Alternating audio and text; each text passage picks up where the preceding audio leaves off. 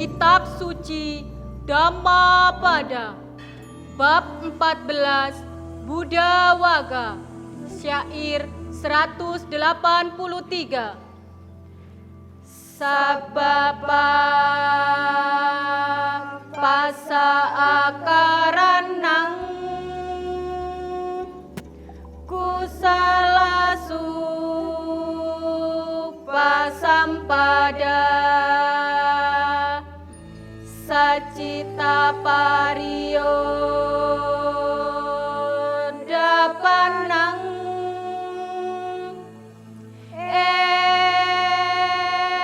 etang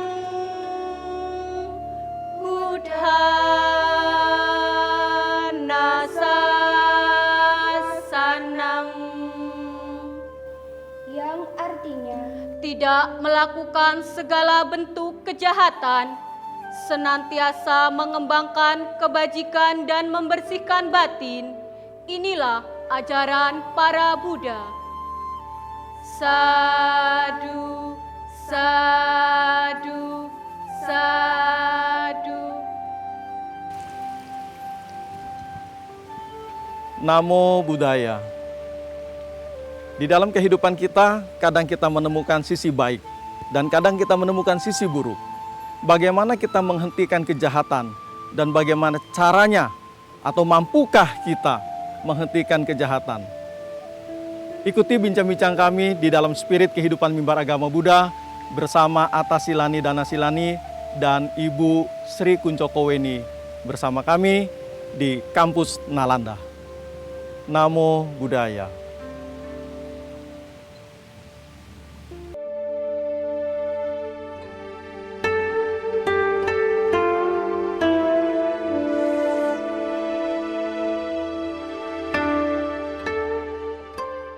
Namo tassa bhagavato arahato samma sambuddhassa. Namo tassa bhagavato arahato samma sambuddhassa. Namo tassa bhagavato arahato samma sambuddhassa. Pemirsa yang berbahagia, senang sekali kita kembali berjumpa di Spirit Kehidupan Mimbar Agama Buddha. Bersama saya sudah hadir Atta Silani Danasilani. Apa kabar Danasilani? Namo Buddhaya. Dan juga saya ditemani oleh Ibu Sri Kuncokoweni selaku penyuluh agama Buddha dari Kementerian Agama Buddha Kota Administrasi Jakarta Timur. Bu Weni, apa kabar? Namo Buddhaya. Senang sekali bisa ketemu lagi dengan Bu Weni. Iya, terima kasih Romo. Baik, Sila. Saya sedikit ingin mengetahui terlebih dahulu mengapa Sila atau Danasilani ini mengenakan baju putih dan juga kepala gundul. Silakan, Sila. jadi gini Romo, Ya. mengenai Atta Silani. Nah, Atta Silani itu ada penjelasannya orang yang menjalani 8 sila. Nah, di mana Atta itu 8, sila itu artinya moral. Jadi Atta Silani itu adalah orang yang menjalankan 8 aturan moralitas. Nah, apa aja sih isinya dari 8 sila itu? Nah, isi dari 8 Atta Sila itu yang pertama mengenai tentang tidak melakukan suatu pembunuhan, atau bisa juga tidak melakukan suatu penyiksaan terhadap semua makhluk. Nah, yang kedua itu ada tentang menghindari suatu pencurian, pengambilan barang yang tidak diizinkan oleh pemiliknya. Nah, yang ketiga, menghindari suatu perbuatan asusila. Nah, yang keempat ini menghindari suatu ucapan yang bohong, yang kasar, dan mengenai kata-kata yang tidak baik. Nah, yang kelima mengenai tentang suatu pelanggaran atau mengenai tidak mencoba meminum yang beralkohol. Nah, selanjutnya ada juga yang keenam mengenai tidak makan setelah waktu tengah hari.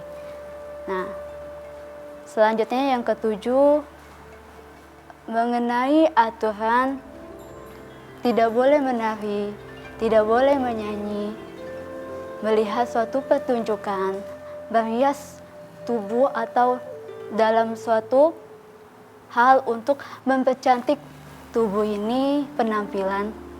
Ya. Lalu yang ke-8 ini mengenai tidak duduk atau tidur di tempat yang mewah. Ini latihan 8 sila yang dilaksanakan sehari-hari Ya. oleh Dana Silani ya. Nah. Baik, nanti kita lanjutkan Dana Silani setelah informasi berikut. Pemirsa yang berbahagia, jangan kemana-mana, tetap bersama kami di Spirit Kehidupan Mimbar Agama Buddha dan kami akan kembali setelah informasi berikut ini.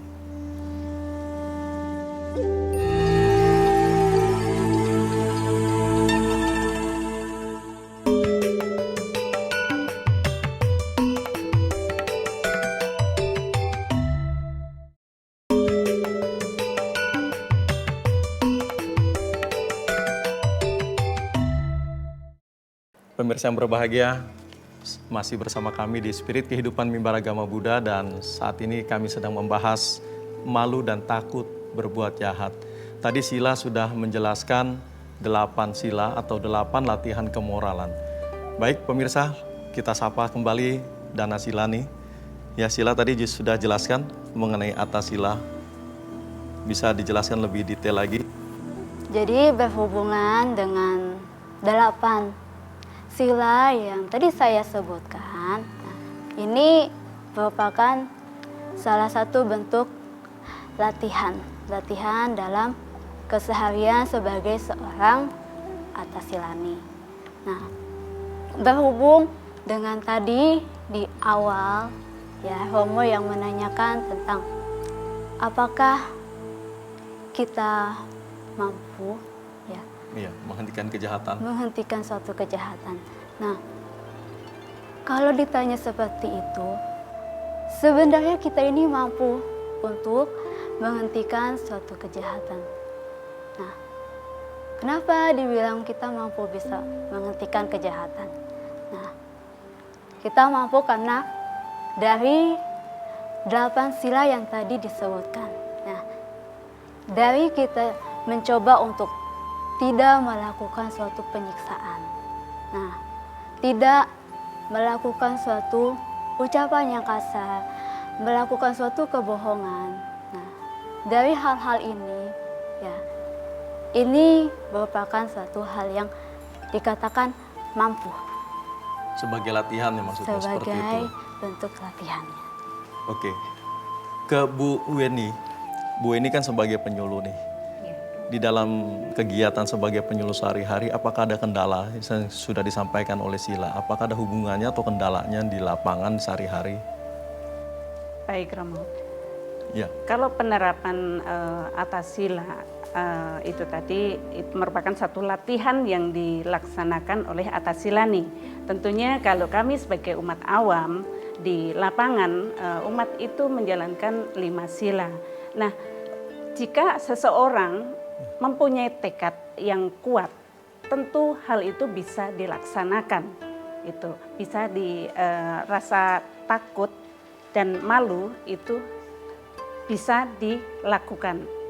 Untuk kita menerapkan apakah kita bisa menghentikan kejahatan seperti apa yang disampaikan oleh atas silani tadi, tentunya kita bisa jika kita memiliki tekad yang kuat tentunya.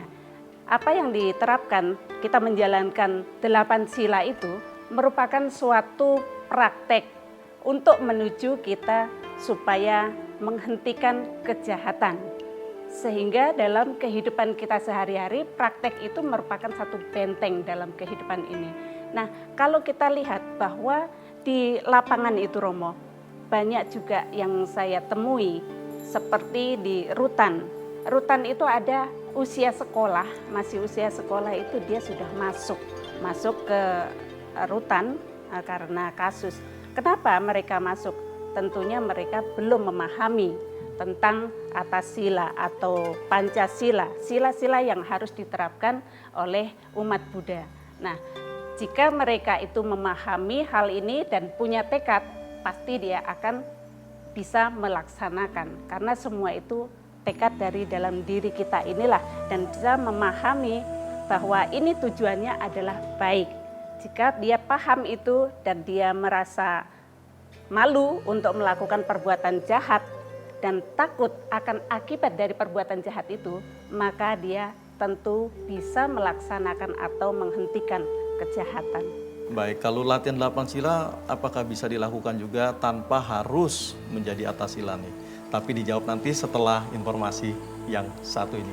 Baik pemirsa, jangan kemana-mana, tetap bersama kami di Spirit Kehidupan Mimbar Agama Buddha, dan kami akan kembali setelah informasi berikut ini.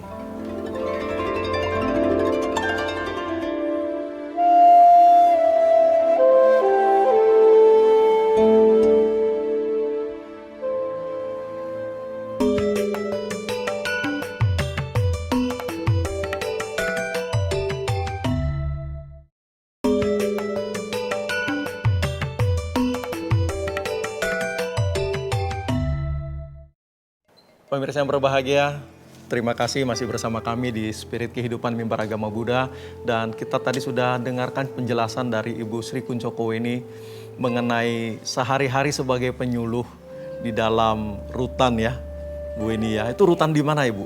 Rutan Cipinang, ada rutan wanita Pondok Bambu. Oh. Nah, di sini banyak rutannya. Jadi Di Jakarta Timur ya? Betul, wilayah Jakarta Timur kebetulan. Baik, tadi Ibu jelaskan kendalanya apa Bu? Kendala sebagai penyuluh itu tentunya pada saat kalau berhubungan dengan alam, karena orang penyuluh itu harus di lapangan. Nah biasanya ini kalau hujan, banjir seperti itu. Nah kalau misalnya di rutan itu biasanya umatnya ada yang kurang semangat, spiritnya tidak ada untuk mengikuti kegiatan misalnya ibadah. Kenapa? Karena mereka memang backgroundnya awalnya tidak tahu tentang agama Buddha. Jadi untuk mempraktekkan Pancasila Buddhis atau menerapkan ajaran-ajaran Buddha, tentunya kita harus berikan penjelasan ini atau kita latih kepada anak-anak masih usia dini. Kenapa? Karena dengan mereka masih berusia misalnya 2 tahun, 3 tahun. Nah ini mereka akan lebih menyerap pemahaman itu dan terus kita bimbing. Karena kalau sudah dewasa kita berikan pelatihan, biasanya pembentukan mental itu sudah jadi. Agak sulit, diibaratkan kayu itu sudah keras, mau dibengkokkan sulit.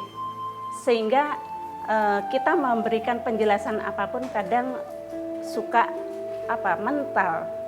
mental seperti itu ya. Ngeblocking ya. Iya, betul. Tidak suka dinasehati ya. Iya. Baik Bu Weni, mungkin dari teman-teman mahasiswa Nalanda ada yang mau bertanya. Nama saya Ella Fitriana Dewi. Ketika saya menjalankan Atasila, malam terasa lapar. Bagaimana cara mengatasinya? Ya, mengenai pertanyaan menjalankan Atasila ini, jika malam merasakan lapar.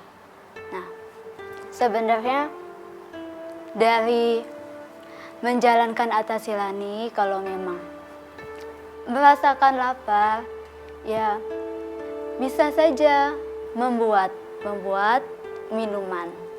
Bisa membuat minuman, tetapi minumannya ini tidak ada suatu kandungan susunya.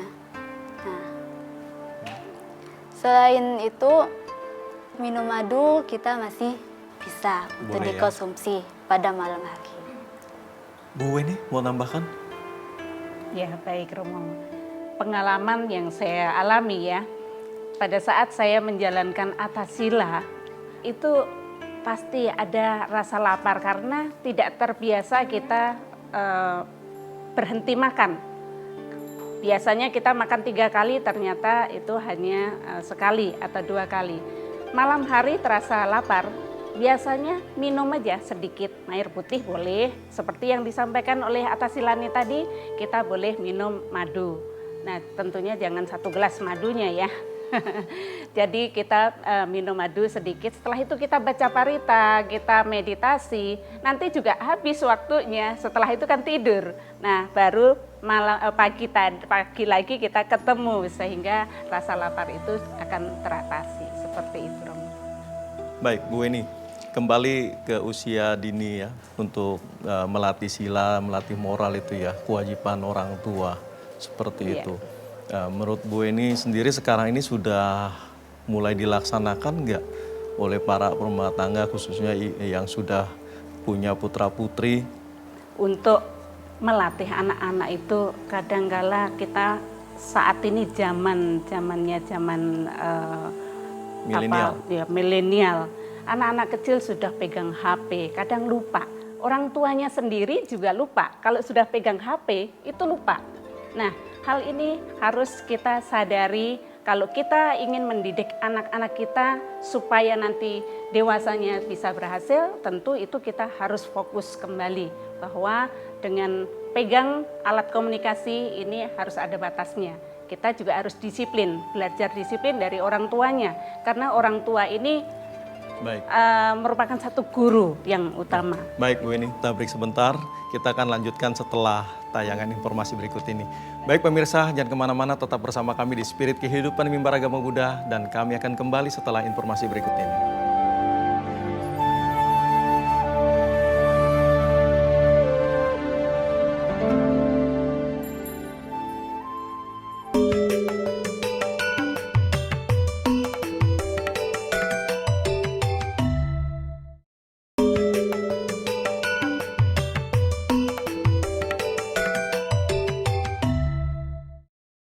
Pemirsa yang berbahagia, masih bersama kami di Spirit Kehidupan Mimbar Agama Buddha, dan kita akan dengarkan lanjutan dari Ibu Kuncoko Weni. Baik Bu, tadi Ibu mengenai disiplin sebagai orang tua terhadap anak-anaknya ya Bu ya? Iya. Bisa dilanjutkan ya Bu? Iya, baik Romo. Jadi untuk melatih anak-anak itu tentunya orang tua harus menjadi satu contoh figur, idolanya. Jika orang tuanya sendiri tidak mau memberikan contoh yang baik, tentu anaknya juga sulit untuk diarahkan berdisiplin diri tentunya. Karena pelaksanaan sila atau pelaksanaan Pancasila Buddhis dan belajar tentang karma dan sebagainya, ini perlu kedisiplinan diri dulu gitu. Artinya dengan disiplin diri kita bisa menerapkan dalam kehidupan sehari-hari, tentu anaknya nanti juga ikut. Selain itu juga anak ini perlu diarahkan untuk ke sekolah minggu Romo. Ke sekolah minggu itu penting karena ini merupakan satu cikal bakal ya dari generasi muda Buddhis. Kalau mereka sudah terbiasa ke wihara, dia bisa melakukan baca parita, meditasi, dia belajar bersosialisasi dengan teman-temannya, tentunya mereka nanti akan semakin terlatih untuk melaksanakan sila-sila sehingga hiri dan otapa atau malu dan takut untuk berbuat jahat itu semakin bisa. Baik, sila ada yang mau ditambahkan sebelum kita tutup? Menjadi seorang Atasilani, nah tidak usah berasa kalau sulit, ya bisa dengan menjalankan latihan 5 mara. Jadi ayo untuk semuanya ya, mari kita sama-sama latih diri kita, bimbing diri kita agar kita dapat menjadi lebih baik. Baik, terima kasih Atasilani, Dana Silani, dan juga Ibu Sri Kuncoko Weni. Baiklah pemirsa yang berbahagia, kita sudah dengarkan penjelasan dari Atasilani dan juga Ibu Sri Kuncoko Weni, malu dan takut akan akibat dari perbuatan jahat. Seperti yang pernah disampaikan oleh Sang Buddha di dalam Dhammapada 183, janganlah berbuat jahat. Banyak-banyak berbuat baik dan bersihkan pikiran kita sendiri. Sehingga nantinya kita akan malu untuk melakukan kejahatan dan kita tahu persis akibat yang akan kita dapatkan ketika kita melakukan kejahatan. Apabila ada pertanyaan, pemirsa bisa ditanyakan melalui alamat email kami di mab.tvri@gmail.com. Sekali lagi mab.tvri@gmail.com, dan seluruh pertanyaan nanti akan kami jawab secepat-cepatnya. Dan apabila ada yang belum mendapat jawaban, mohon bisa bersabar karena banyak sekali pertanyaan yang masuk di alamat email kami. Sekali lagi terima kasih atas kebersamaan Anda dari Sekolah Tinggi Agama Buddha Nalanda Cakung, Jakarta Timur. Kami mohon diri dan tetap bersama kami dan terus ikuti acara kami Spirit Kehidupan Mimbar Agama Buddha.